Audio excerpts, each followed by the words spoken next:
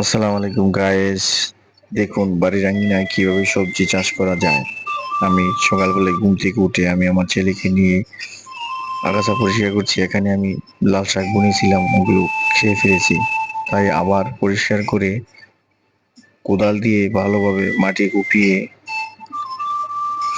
সুন্দর করে নিচ্ছি, যাতে এখানে বীজ উঠতে পারে। প্রথমে এখানে কিছু জৈব সার আমি মিক্স ছিল, ওইগুলোই ছিটিয়ে দিলাম। তারপর আমি লাল শাকের বীজগুলোই ছিটিয়ে দিলাম। লাল শাকের বীজগুলো ছিটিয়ে দেওয়ার পর আমি ভালোভাবে মাটিগুলো